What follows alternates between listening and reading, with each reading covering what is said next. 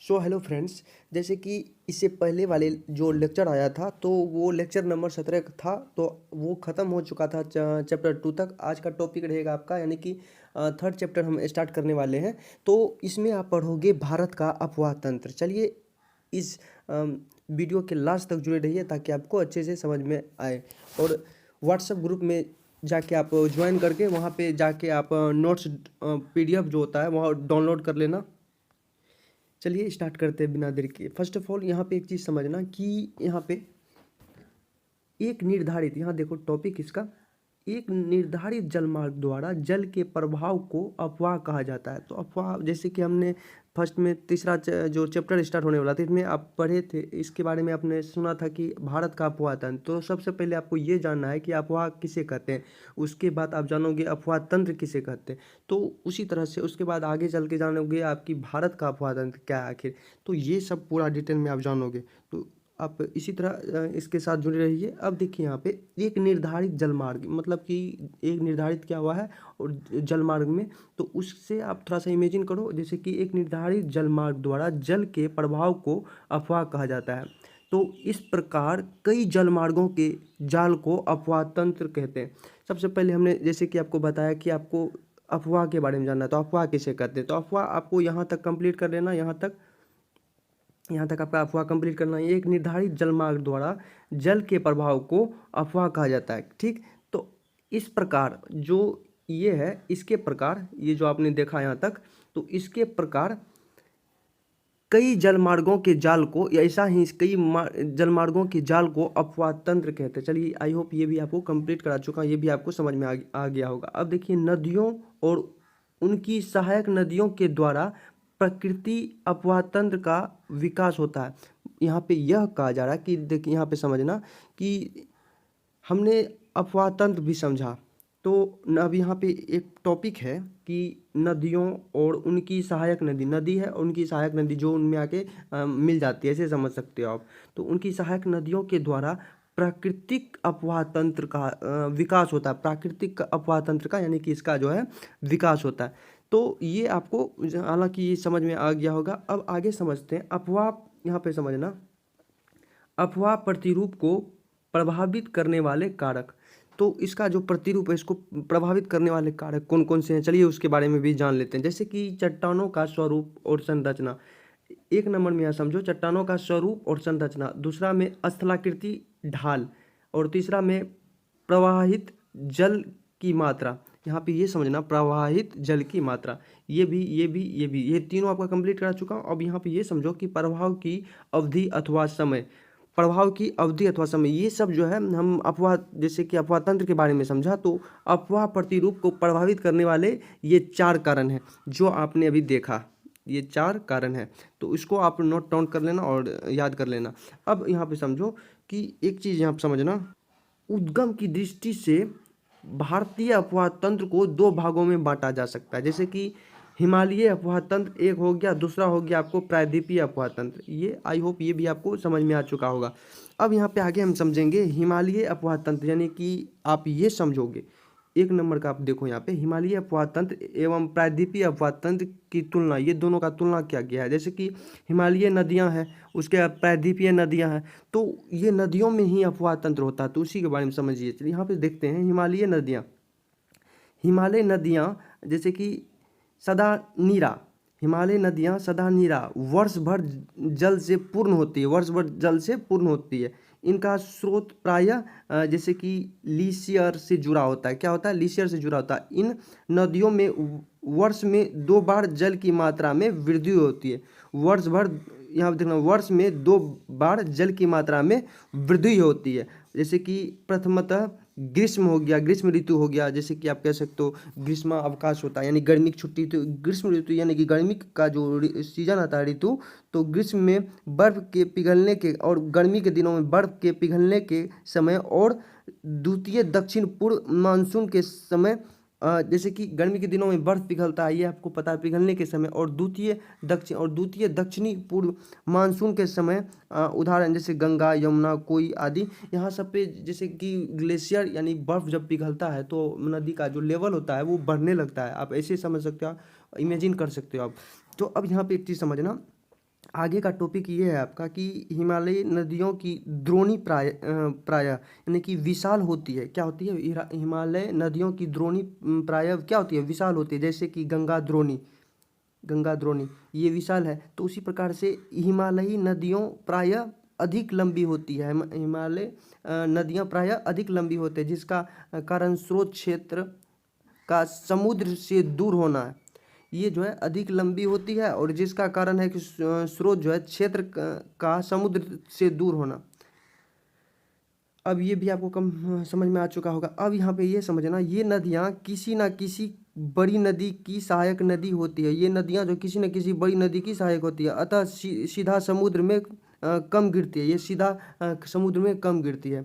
अब यहाँ पे आगे समझो कि ये नदियाँ स्रोत क्षेत्र में गहरी घाटियों एवं गार्ज का निर्माण करती है। ये नदी जो है स्रोत क्षेत्र में गहरी घाटी मतलब कि गहरी घाटियाँ एवं गार्ज का निर्माण करता है। गार्ज मतलब कि दो पहाड़ों के बीच के जो गड्ढा होता है उसको हम गार्ज कहते हैं, यानी कि आप कह सकते हो एक तरह का घाटी का निर्माण करता है। तो पहाड़ जैसे भी घाटी भी शेप में इस तरह से होता है, तो उसी प्रकार से बीच से जैसे कि नदी बहती है, जैसे वो गड्ढा करते हुए निकलते जाती है दो पहाड़ों के बीच से नदी, तो उसी को हम गार्ज कहते हैं। तो वो ये आपको समझ में आ चुका होगा। चलिए, आपको हिमालय नदियाँ यानी हिमालय अपवाह तंत्र एवं प्रायद्वीप के बारे में समझाया। अब आपको ये समझना है हिमालय अपवाह तंत्र, और ये आपको हिमालय नदियाँ के बारे में समझा दिया है आपको। अब प्रायद्वीपीय नदियाँ समझो। तो अब प्रायद्वीपीय नदियाँ में ये समझो कि जैसे कि प्रायद्वीपीय नदियाँ जैसे कि ऋतुनिष्ठ होती है। क्या होती है? ऋतुनिष्ठ होती है। केवल वर्षा जल पर निर्भर होने के कारण, ये वर्षा जल पर निर्भर होने के कारण वर्ष में केवल एक बार प्रायः दक्षिण पश्चिम मानसून के समय इनके जल स्तर में वृद्धि होती है। यानी कि ये जो नदियां हैं, गर्मी के समय में जैसे बर्फ पिघलता है तो वहाँ पे पानी का लेवल उस तरह से नहीं बढ़ता है। तो इसमें वर्षा पे निर्भर है। ये किस पे है? ऋतुनिष्ठ है। ये ऋतुनिष्ठ मतलब कि ये केवल जो वर्षा जल है उसी पर निर्भर होती है ये नदियाँ। तो ये जो है दक्षिण पश्चिम मानसून के समय में जल स्तर में वृद्धि होती है। बस इतना ठो ही। अब आगे समझो। चूँकि एग्जाम्पल के तौर पर ऐसे समझो कि क्योंकि तमिलनाडु में उत्तर पूर्व मानसून से शीत ऋतु में वर्षा होती है, ठीक, तो उसी कारण से अतः कावेरी नदी के निचले भाग का जल स्तर उत्तर पूर्व मानसून के समय शीत ऋतु में बढ़ता है। समझ में आ गया होगा आपको। अब यहाँ पे देखिए, प्रायद्वीपीय नदियों का द्रोणी प्रायः छोटी होती है, जैसे कि नर्मदा एवं ताप्ती नदी। क्लियर? तो ये भी आपको समझ में आ चुका होगा। अब प्रायद्वीपीय नदियाँ जैसे तुलनात्मक दृष्टि से छोटी होती है। प्रायद्वीपीय नदियाँ तुलनात्मक दृष्टि से क्या होती है? छोटी होती है। जैसे तीव्र प्रायद्वीपीय ढाल के कारण अधिकतर नदियाँ समुद्र में गिरती है, और तीव्र प्रायद्वीपीय ढाल के कारण अधिकतर नदियाँ समुद्र में गिरती है। ढाल जब ज़्यादा होता है तो नदियाँ कहाँ गिरती है? समुद्र की ओर गिरती है। समुद्र क्योंकि गाढ़ा है अधिक। अब देखिए, प्रायः इन नदियों की घाटियाँ कम गहरी उथली होती है। क्या होती है? कम गहरी एवं उथली होती है। चलिए, ये भी आपको समझ में आ चुका होगा। आई होप ये आपको समझ में आया होगा। अब चलिए इसका दूसरा भाग देख लेते हैं, जो दूसरा पार्ट है यहाँ से आगे, तो वो आपको ये रहा। यहाँ पे एक चीज़ आप देखना कि जैसे कि हमने ये देखा कि हिमालय नदियाँ और प्रायद्वीपीय नदियाँ, तो आपको ये स्पष्ट याद रखना है कि देखिए यहाँ पे ये जो है हिमालय नदियाँ,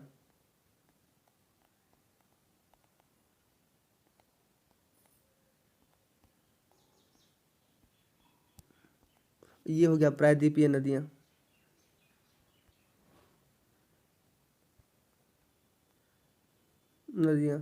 आई होप ये आपको समझ में आया होगा। चलिए, ये आपको समझ में आ गया हिमालय नदियाँ और प्रायद्वीपीय नदियाँ। तो जैसे कि आपको इससे पहले जहाँ तक बताया गया था, अब आगे समझिए। हिम दोनों में अंतर तुलना कर रहे हैं कि हिमालय नदियाँ और प्रायद्वीपीय नदियाँ में क्या तुलना है। तो आगे यहाँ पे समझोगे आप कि हिमालय नदियाँ मैदानी भागों में, यहाँ पे समझना, हिमालय नदियाँ मैदानी भागों में लंबी दूरी तय करती है। मैदानी भागों में लंबी दूरी तय करती है तथा नौकायन योग्य होती है, और यहाँ पे नाव और नौकायन योग्य होती है। ये नाव सब चल सकते हैं इसमें। तो मैदानी भागों में बहने के कारण तथा भूभागों के भुरभुरे होने के कारण नदियाँ विसर्प का निर्माण करती है। क्या करती है? विसर्प का निर्माण करती है। ये भी आपको समझ में आ चुका होगा। ये हिमालय नदियाँ के बारे में है। और हिमालयी नदियाँ प्रायः मुहाने पर डेल्टा का निर्माण भी करती है, और यहाँ पे डेल्टा का कचरा उचरा का निर्माण करती है, ये भी आपको समझ में आ चुका होगा।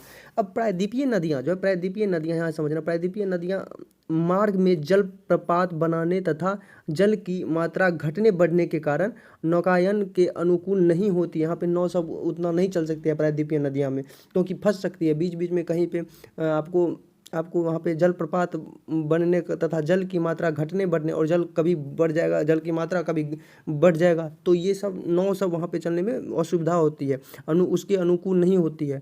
तो यही यहाँ पे कहा जा रहा है कि नदियाँ डेल्टा भाग, जैसे कि नदियाँ डेल्टाई भागों में नौकायान योग्य होती है।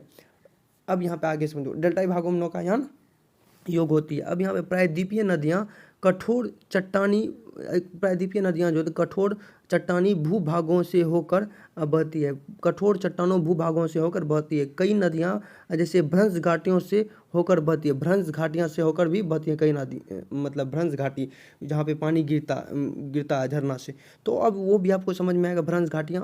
और अब देखो यहाँ पे प्रायद्वीपीय नदियाँ कठोर चट्टान और भूभाग से होकर बहती है, और कई नदियाँ भ्रंश घाटियों से होकर बहती है, और इनका मार्ग सीधा एवं रेखीय होता है। और इनका मार्ग क्या होता है? सीधा एवं रेखीय होता है। नर्मदा और ताप्ती आदि भ्रंश घाटियों में बहने के कारण रेखीय प्रवाह विकसित करती है। कौन सी प्रवाह विकसित करती है? रेखीय प्रवाह, यानी कि सीधा जाती है। ये एस घाटी का निर्माण नहीं करता है, जैसे कि ये सब, सॉरी एस घाटी कहते हैं, एस शेप का निर्माण नहीं करता है ये नदियाँ, जैसे कि हिमालयी नदियाँ, ये सब एस शेप करती है और मुहाने पे डेल्टा का निर्माण करती है। क्लियर?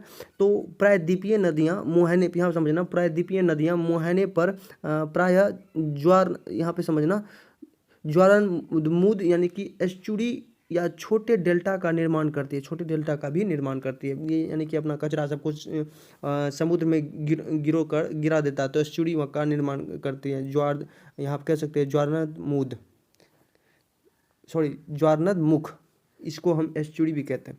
ये भी आपको समझ में आ चुका होगा। अब देखिए हिमालयी अफवाह तंत्र, इन दोनों के बीच में जो डिफरेंस है वो आपको समझ में आ गया होगा। जिसमें चलिए आगे समझते हैं। जैसे कि हिमालयी अफवाह तंत्र, हिमालयी अफवाह तंत्र में ये समझोगे कि हिमालय अफवाह तंत्र में तीन नदियों जैसे तीन नदी तंत्रों को शामिल किया जाता है, जैसे जो निम्नलिखित है। जैसे कि पहला सिंधु नदी, गंगा नदी, ब्रह्मपुत्र नदी तंत्र, ये सब तीनों नदी तंत्र के बारे में चलिए समझते हैं। सबसे पहला पॉइंट ये रहेगा, अभी अब मैं आपको बताऊंगा 1 नंबर का पॉइंट, जैसे कि सिंधु नदी तंत्र के बारे में, और कल का जो लेक्चर आएगा उसमें गंगा नदी तंत्र, ब्रह्मपुत्र नदी तंत्र, ये सब देखेंगे। चलिए सिंधु नदी तंत्र देख लेते हैं।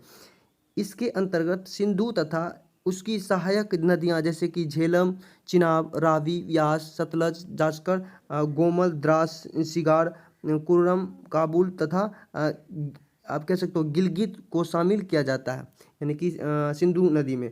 तो चलिए ये भी आपको समझ में आ चुका होगा, ये याद करने वाला है, आप याद कर सकते हैं। इस नदी तंत्र में सिंधु सबसे बड़ी नदी है, और इस नदी तंत्र में सिंधु सबसे बड़ी नदी है, तो जो बड़ी होती है उसका नाम ही हम कहते हैं। इसी कारण से हमने सिंधु नदी तंत्र कहा, और छोटी नदी इनसे मिला हुआ है जिसका नाम आपको यहाँ पे बताया गया।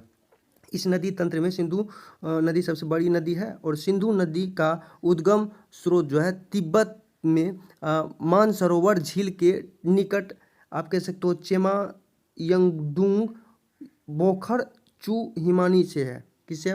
इससे है। ये याद करने वाला है, तो आप याद कर लेना। चलिए आई होप ये भी आपको समझ में आ चुका होगा। ये वीडियो लंबा हो रहा है इसलिए मैं सोच रहा हूँ जल्दी से जल्दी कवर कर लूँ। अब यहाँ पे समझना, यह पहले उत्तर पश्चिम दिशा में बहती है, पहले उत्तर पश्चिम दिशा में बहती है, फिर हिमालय पर्वत को काटकर दमचोक के निकट भारत में प्रवेश करती है। हिमालय पर्वत को काटकर दमचोक के निकट भारत में प्रवेश करती है। ये भी आपको समझ में आ चुका होगा।